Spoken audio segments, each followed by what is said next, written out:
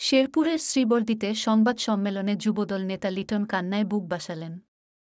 মুহাম্মদ আবু হেলাল, শেরপুর প্রতিনিধি, ANB news. শেরপুরের শ্রীবরদী উপজেলা যুবদলের সিনিয়র যুগ্ম আহ্বায়ক মো. ইখলাসুর রহমান লিটনের বিরুদ্ধে একটি অনিবন্ধিত অনলাইন নিউজ পোর্টালে মিথ্যা, বানোয়াট ও ভিত্তিহীন সংবাদ প্রকাশের প্রতিবাদে সংবাদ সম্মেলন অনুষ্ঠিত হয়েছে। সোমবার ২৬ আগস্ট দুপুরে শ্রীবরদী উপজেলা বিএনপির কার্যালয়ে এই সংবাদ সম্মেলন অনুষ্ঠিত হয়। এতে লিখিত বক্তব্য পাঠ করেন উপজেলা যুবদলের সিনিয়র যুগ্ম আহ্বায়ক ইখলাসুর রহমান লিটন। এ সময় মিথ্যা সংবাদ প্রকাশ করে তার সম্মান নষ্ট করায় অঝোরে কাঁদেন তিনি।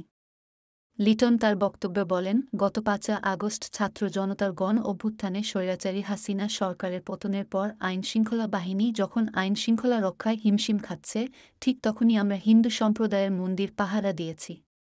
শেরপুর জেলা বিএনপির সভাপতি মাহমুদুল হক রুবেল ও সাধারণ সম্পাদক খয়রত আলীর নির্দেশে শ্রীবরদী উপজেলা বিএনপি ও অঙ্গ সংগঠনের সকল নেতাকর্মীরা তৃণমূলের সাধারণ মানুষকে সাথে নিয়ে বিভিন্ন হাটবাজার, দোকানপাট ও সংখ্যালঘুদের সম্পদ বিনষ্টের হাত থেকে রক্ষা করেছি।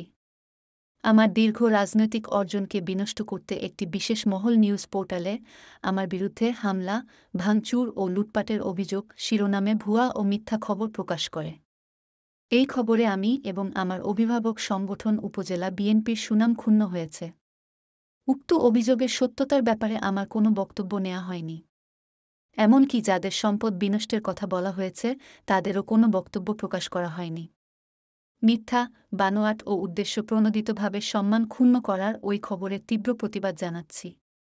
এ সময় শ্রীবরদী উপজেলা বিএনপির সভাপতি আব্দুর রহিম দুলাল, সাধারণ সম্পাদক আব্দুল্লাহ আল মামুন দুলাল, শহর বিএনপির সভাপতি ফজলুল হক চৌধুরী অকুল, সাধারণ সম্পাদক আনিসুজ্জামান খোকন, উপজেলা বিএনপির সাবেক যুগ্ম আহ্বায়ক এস.এম. সোহান, উপজেলা যুবদলের আহ্বায়ক আবু রায়হান মোহাম্মদ আল বেরুনী, শহর যুবদলের আহ্বায়ক আমিনুল তানজিল মিস্টার সহ উপজেলা বিএনপি ও যুবদল সহ অঙ্গসংগঠনের নেতৃবৃন্দ উপস্থিত ছিলেন।